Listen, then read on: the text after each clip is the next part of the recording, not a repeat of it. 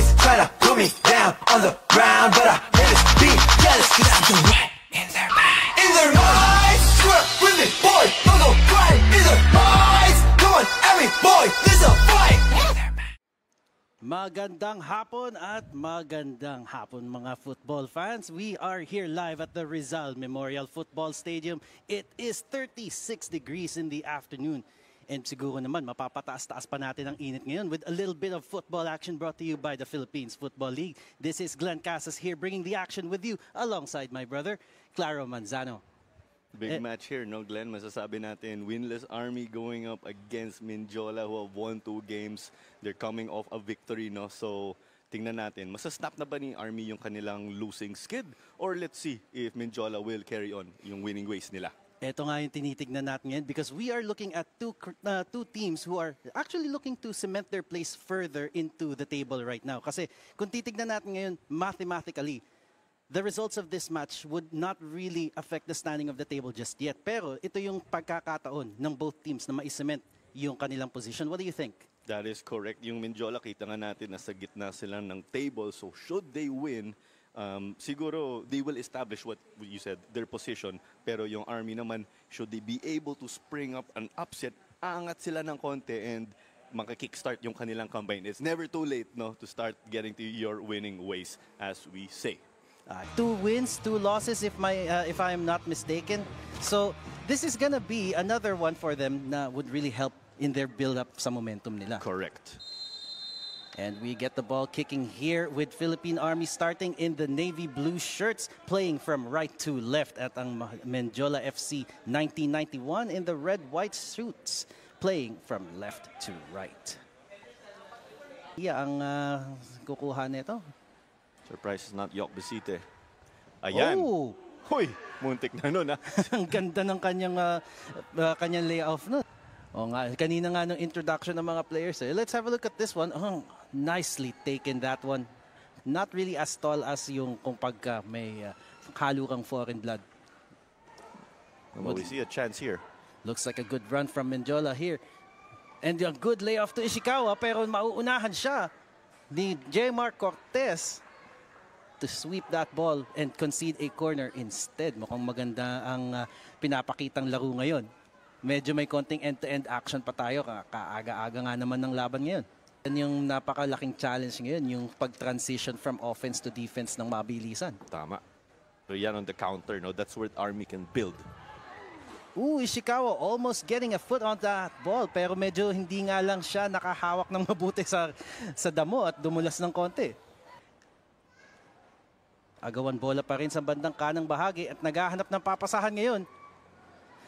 Philippine Army with this possession inside the box. Low cross. Besite could not get it higher and beyond John Betano. But then they will have to settle for this corner. Let's look at this nice run and play here. Besite, hinahanap si Bernardo. Pero masyadong malapit, masyadong mababa para kay goalkeeper. Alam naman natin yung history of physical play. Yan ang style of play ng mga armed forces. And look at that nice pass by Ricardo Besite. Oo, tandaan nga natin. Nandun nga sila Nicolay Abalos. Nicolay Abalos, more of yung playmaker, gagawa ng assist mula sa wing or scoring chance. But also he too can find the back of the net. Pero ito sa kaliwa naman daw. Ishikawa might find this pass and oh, he was stopped just right on time. Lethality lang din naman sa harapan ng goal ang pag-uusapan natin. Look at this one. Nicely done. Mark Anthony Bedia stopping that. So hopefully our President John Gutierrez will look at it that spending money for overseas for those players that only come here once in a time and the result is not, you know. As yan, coach, ang opening goal pero offside daw ang tawag. No goal for Mindiola. The Philippine Army troopers continue to hold on. Pero coach, parang background lang sa mga viewers, no? You were the one who assisted the winning goal of Coach Norman Fegidero dito in Rizal Memorial, no? Back in 91. Well, I remember that day that the first time in the Philippine history that the Rizal Memorial was been packed up with maybe more than 22,000. So it's hard to believe that Philippines can do that. So hopefully we can make it again history in the coming time. The Australian Futsal Association, no? Can you tell us about that? We had an interview actually earlier with Coach Alyssa, but maybe there's something you want to share about this visit. Well, it's a bit more exciting. I think it's offside again. Coach, close one. Sorry about that. Coach. Australian futsal. I was assigned to bring them here to showcase. Sorry. No problem, Coach. Syempre, simultaneous tayo kwentuhan during the game, no? Yeah. Maganda yung pinapakita ng Army. Ayun, Coach, may dead ball tayo. So, Coach, yung Australian Futsal Association, no? May mga players. Well, I was here 6 weeks ago to fix all their, but we start to understand that in order to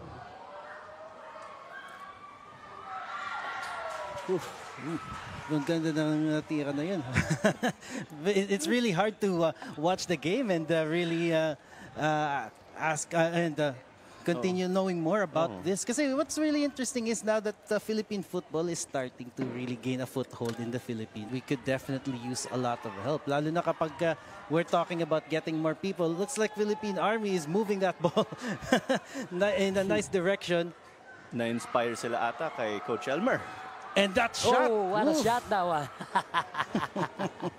What a cannonball from Roy Kent Bedia. Another... Isa pa, Coach, si Roy. Kamag-anak ulit. Roy Kent is my nephew as well, you know. Coach and friends.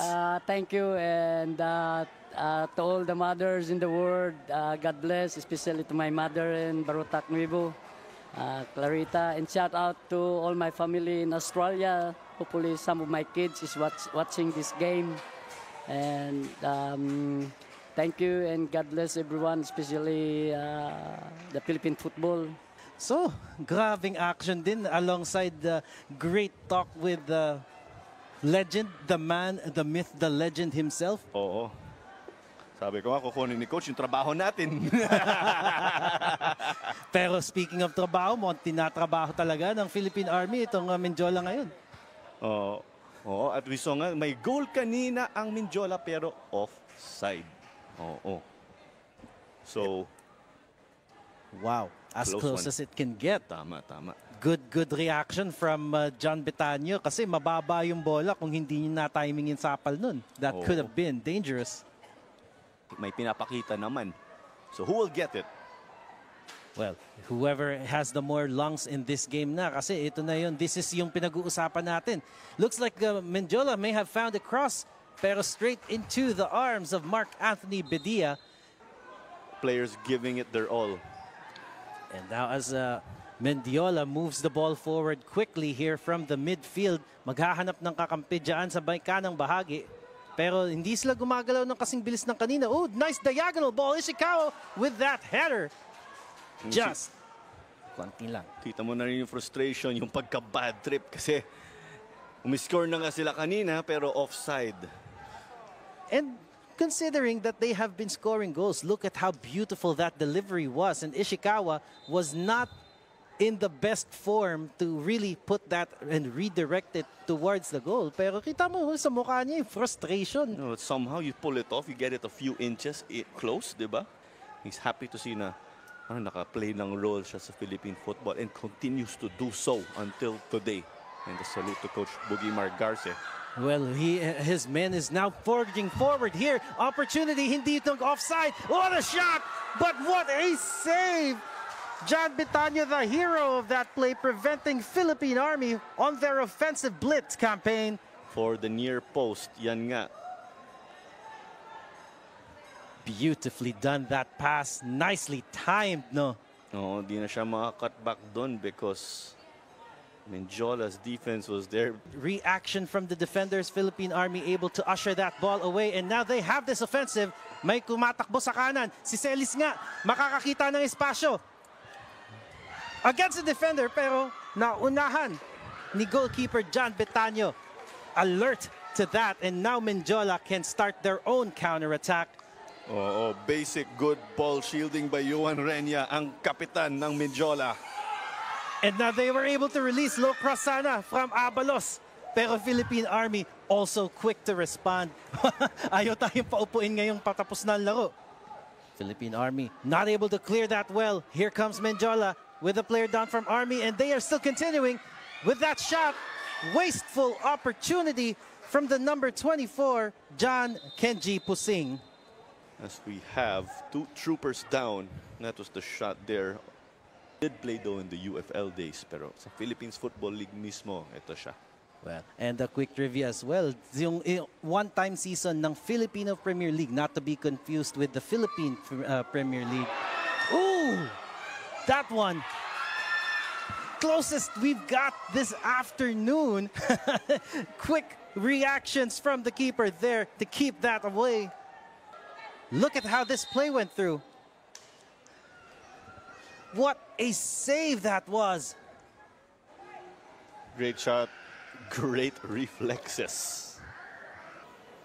Kita nga natin kung may magkaka-game winner dito. This is where dreams are made of. Sa game winner, naglalaro ka lang din. Oo, di ba? Pinag-isipan natin.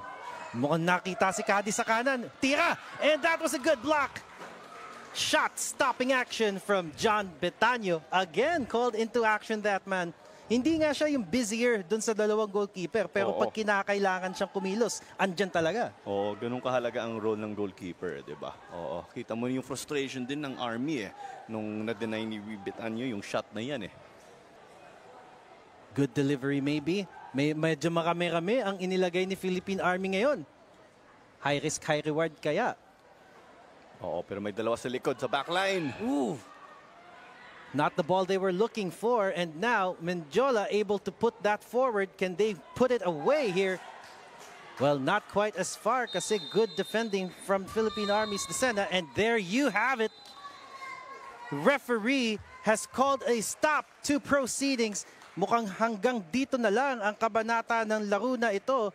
Mendiola FC 1991, hard-fought draw from Philippine Army.